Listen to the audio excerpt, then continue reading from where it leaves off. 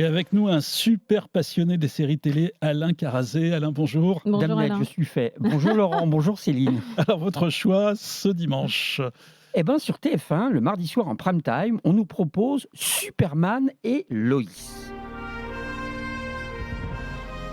Ah ouais, ça, on se voit déjà en train on de voler est- dans les nuages, hein, on est bien d'accord. Alors, Alain, dites-moi quand même, Superman, c'est pas franchement nouveau. Non, c'est vrai. Là, vous avez raison. Le personnage de comics a vu le jour en 1933. Oh, ça Donc, va. Quand même. C'est le premier super-héros. Il a marqué d'ailleurs la naissance des comics. Mais depuis, évidemment, le personnage a beaucoup évolué et est passé par plusieurs versions. Tiens, d'ailleurs, petite parenthèse, si ce Superman-ci n'a plus son slip rouge, c'est parce que le Superman des comics a perdu son slip rouge en 2011. Je vous dis ça comme ça. Il y a eu tout un Du changement. coup, vous nous dites que dans les Superman costumes, ne ils porte sont- plus de slip, en fait. C'est Il ça ne- que vous êtes en il- train de nous il dire, porte Alain. un slip sous ses vêtements, J'ai bien comme compris. à peu près tout le monde. Et les costumes maintenant ont un col Mao, etc. Enfin, ça a changé depuis, mais enfin, quand même. Mais Voilà. c'est vrai qu'il a plus son slip rouge Il n'a plus son par-dessus sa slip rouge, combi bleue, et ouais. donc, que ce soit à la télévision ou au cinéma, le Superman n'a plus son slip rouge. Au cinéma, justement, on a en mémoire Christopher Reeves, et plus récemment donc Henry Cavill, mais à la télévision, il y a eu aussi plein de Superman. Il y a eu un Superman dans les années 50 qui fracassait des murs en carton dans une série pour enfants. Ça, je ne vous le recommande pas, hein, c'était quand même un peu particulier. Il y a eu l'enfance de Clark Kent avant qu'il ne devienne Superman. Ça, c'était Smallville, vous en souvenez peut-être, une série pour ados. Oui, tout à Et fait. on se souvient de Lois et Clark, qui était une comédie romantique sur la base de Superman, entre les deux amoureux. Donc, il y avait Terry Hatcher, la Mais oui. Terry Hatcher de Desperate Housewives, qui était incapable de voir que son collègue journaliste, incarné par Dean Cain, était en réalité Superman. Eh Alors, la nouvelle série là qui vient de démarrer, Lois et Superman, elle est complètement différente parce que maintenant, ils sont mariés. Ouais. Et ils ont deux fils, des ados, qui jusqu'au premier épisode de la série ignoraient totalement que leur papa possède des super pouvoirs. Tes fils sont complètement perdus. Ils ont besoin de savoir la vérité. J'ai atterri à Smallville, dans ces champs de maïs. On m'a envoyé ici quand ma planète, Krypton, a été détruite. T'es en train de nous dire que t'es Superman? Non, j'ai déjà vu Superman. On l'a déjà vu. On reconnaît la voix, hein, ça c'est clair. Et alors, qu'est-ce qui leur arrive? Alors, pour Jonathan et Jordan, c'est eux qui sont en fait au centre de la série. Alors déjà, d'être ado, de déménager d'une grande ville, de passer à Smallville, c'est pas quand même la super joie, hein, vous imaginez.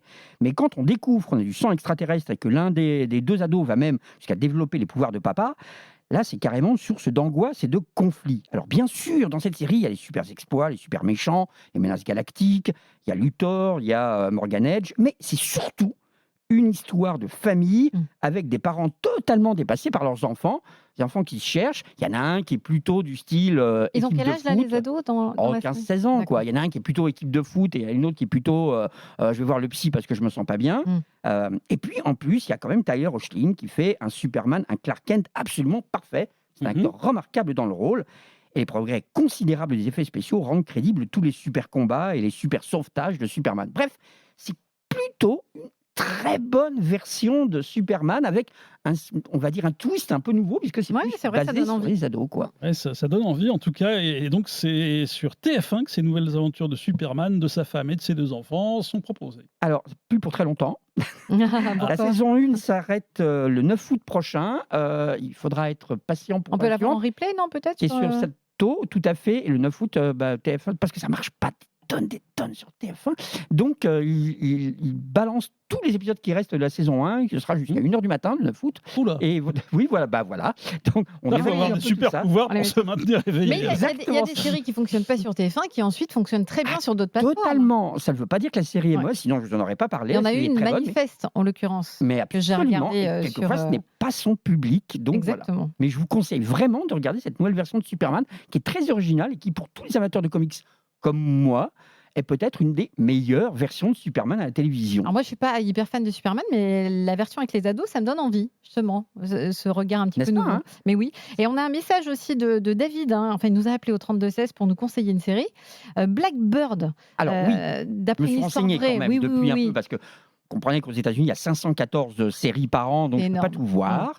Mais Blackbird, c'est sur Apple+, donc il faut payer pour la voir. Mais pourquoi pas. Et c'est une mini-série en 6 épisodes, tirée d'un fait divers réel. C'est un thriller policier avec là encore, un jeune footballeur qui tombe dans le crime, la drogue, etc., qui est en prison et qui va sortir de prison pour y re-rentrer à nouveau, mais avec... Enfin bon, il y a toute une intrigue. Bref, c'est ce qu'on appelle un prison drama aux États-Unis. C'est une histoire qui se passe en prison.